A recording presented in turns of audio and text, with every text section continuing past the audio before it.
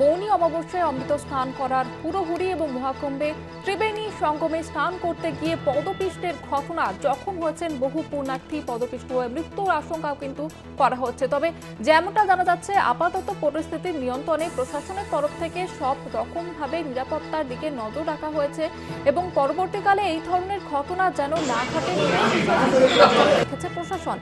এবং এই মুহূর্তে ঠিক কি পরিস্থিতি জেনে নেব প্রয়াগরাজ থেকে সরাসরি রয়েছে আমাদের প্রতিনিধি অনির্বাণ বন্দ্যোপাধ্যায়। অনির্বাণ দা, এই মুহূর্তের কি পরিস্থিতি এবং এই দুর্ঘটনা কিভাবে ঘটলো? দেখো, এই দুর্ঘটনা ঘটেছে আজ সকালবেলায়, একেবারে ভোরের দিকে, যাকে ব্রাহ্ম মুহূর্ত বলা হয়। ভোর 3-4 নাগাদ যখন নাগা সন্ন্যাসীরা স্নান করতে যাচ্ছিলেন, সেই সময় এই সঙ্গমে স্নান করার জন্য একটা হুড়োহুড়ি পড়ে যায় এবং সেই ভিড়ে পদপিষ্ট হন বহু মানুষ। কিন্তু এর আগেও আমরা বলেছি যে এখানকার মহাকুম্ভ মেলার কিন্তু অব্যবস্থা রয়েছে, তার ছবিও আমরা দেখিয়েছি। এর আগে বিভিন্ন ভিআইপির আসার সময় ব্রিজগুলো একের পর এক বন্ধ দিয়ে ব্রিজে সব মানুষদেরকে ঠেলে দেওয়া হচ্ছিল, সেখানেও কিন্তু বিপদ ঘটার বড় সম্ভাবনা ছিল। কেননা অত মানুষের পায়ের চাপে ওই অস্থায়ী ব্রিজ, ওই পিপে দিয়ে তৈরি পিপা পুল কিন্তু ভেঙে পড়ে যে কোনো মুহূর্তে বড় বিপদ ঘটতে পারত। এটা আমরা গতকালও দেখেছি যে একের পর এক ব্রিজ বন্ধ এবং একটি মাত্র ব্রিজ দিয়ে, 13 নম্বর ব্রিজ দিয়ে মানুষের ঢল ঢুকছে কুম্ভ মেলায়। যে ঘটনা ঘটতে পারত গতকাল বিকেল বেলায়, তাই যেন আজকে ভোরের ব্রাহ্ম মুহূর্তের স্নানের সময় চোখে আঙুল দিয়ে আমাদের দেখিয়ে দিয়ে গেল যে মানুষের ভিড় যদি ঠিকভাবে তাকে কন্ট্রোল না করা যায়, তাহলে কিন্তু এইভাবে আরো বিপদ ঘটতে পারে। কিন্তু এই মুহূর্তে পুলিশ তৎপর, প্রশাসন তৎপর। আমরা এই মুহূর্তে যেখানে দাঁড়িয়ে আছি সেই জায়গাটাকে আমি দেখাচ্ছি যে ওয়ান ওয়ে করে দেওয়া হয়েছে, তার ফলে বেশ কিছুটা জায়গা ফাঁকা হয়েছে। মানুষ ধীরে ধীরে এখান থেকে, মেলা থেকে, প্রয়াগ থেকে বা অন্যান্য স্নানঘাট থেকে ফিরছেন। এছাড়াও আমি যেখানটায় দাঁড়িয়ে আছি তার চারপাশে পিছন দিকে যে বড় রাস্তা দেখা যাচ্ছে, সেখানে কিন্তু মানুষের ভিড় একই রকম ভাবে বয়ে চলেছে। সেখানে কিন্তু কোনো রকম ভিড়ের কোনো রকম পরিবর্তন নেই। যদিও একটুখানি বেলা বাড়ার সঙ্গে সঙ্গে ভিড় কমছে, কেননা ব্রাহ্ম মুহূর্তের স্নানের যে ব্রাহ্ম মুহূর্তের স্নান নিয়ে যে কাহিনী, যে আমাদের ভিতরে যে ধারণা প্রচলিত রয়েছে যে ব্রাহ্ম মুহূর্তের স্নানের পুণ্য ফল অনেক বেশি, সেটাকে মাথায় রেখেই কিন্তু সেই সময় ভিড় আছড়ে পড়েছিল এবং এত বড় দুর্ঘটনা ঘটেছে। মনে রাখতে হবে, এখানে কিন্তু গতকালই 2,39,00,000 লোক স্নান করেছে। তাহলে বোঝাই যাচ্ছে যে আজকের এই যে পুণ্যতিথি, মৌনী অমাবস্যার তিথিতে কত মানুষ এখানে আসতে পারে। এবং একই সঙ্গে মানুষেরও কিন্তু কিছুটা দায়িত্ব নেওয়া উচিত। শুধুমাত্র পুলিশ প্রশাসনের উপর না তাকিয়ে মানুষ যদি তার আইন, মেলার আইন যদি ঠিকভাবে মেনে চলেন, তাহলেও কিন্তু দুর্ঘটনার সম্ভাবনা অনেকটা এড়ানো যায়। সেটা কিন্তু সব সময় হচ্ছে না। মানুষ নিজের মতন করে আইন ভেঙে বিভিন্ন ঘাটে স্নানও করছেন বা অন্যান্য জায়গায় যাওয়ার চেষ্টা করছেন, যেটাকে প্রশাসন প্রাণপণে বাধা দিচ্ছে।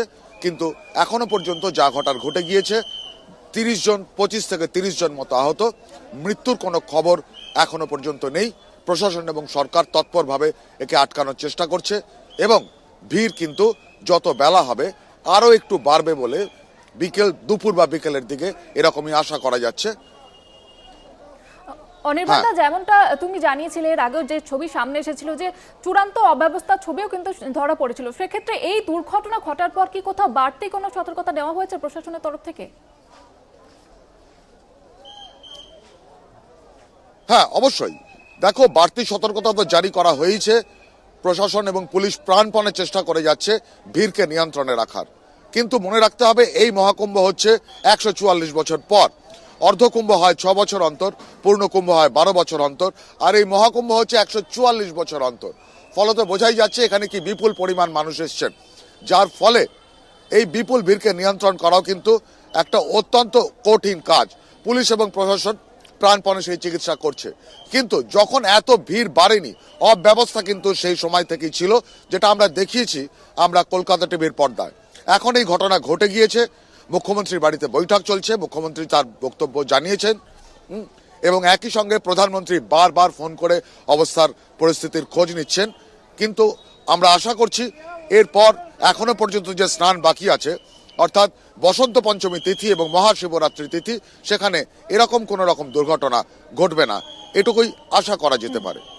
একেবারে এই পরিস্থিতির দিকে আমাদের নজর থাকবে। ধন্যবাদ জানাবো অনির্বাণ দা, আমাদের সঙ্গে প্রয়াগরাজ থেকে সরাসরি ছিলেন প্রতিনিধি অনির্বাণ বন্দ্যোপাধ্যায়। যে ছবি আপনারা দেখতে পেলেন যে প্রশাসনের তরফ থেকে কিন্তু আপাতত বাড়তি সতর্কতা জারি করা হয়েছে, ভিড় ফাঁকা করে দেওয়া হয়েছে এবং যেমনটা যোগী আদিত্যনাথ তিনি যেমনটা জানিয়েছেন যে পরবর্তীকালে এই ধরনের অপ্রীতিকর ঘটনা যাতে না ঘটে সেই দিকে কিন্তু নজর রয়েছে প্রশাসনের। এবং প্রধানমন্ত্রী নরেন্দ্র মোদী তিনি বারবার ফোন করেছেন, খোঁজ খবর নিয়েছেন।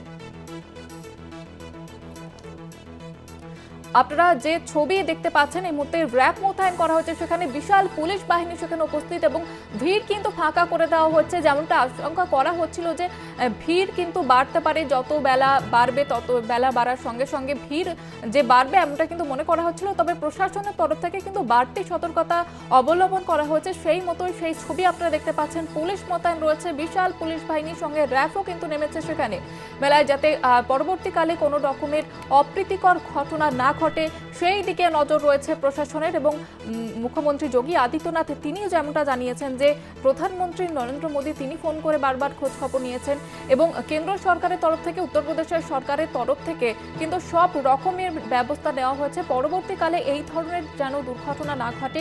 এবং আপনাদের জানিয়ে রাখবো যে বাড়তি সতর্কতা কিন্তু জারি করা হয়েছে।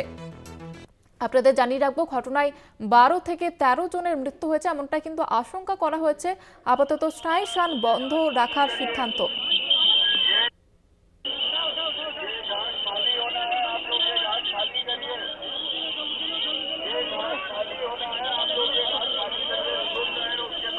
আপনারা যে ছবি দেখতে পাচ্ছেন পূর্ণার্থীরা সেখানে কিন্তু ভিড় জমিয়েছে এবং প্রশাসনের তরফ থেকে যেরকম বলা হয়েছিল সেই রকমই কিন্তু পুলিশের তরফ থেকে পূর্ণার্থীদের বোঝানো হচ্ছে, ঘটনাস্থল থেকে সরিয়ে নিয়ে যাওয়া হচ্ছে। সেখানে বিশাল পুলিশ বাহিনী মোতায়েন রয়েছে, র্যাব মোতায়েন করা হয়েছে যাতে কোনো রকমের অপ্রীতিকর ঘটনা না ঘটে।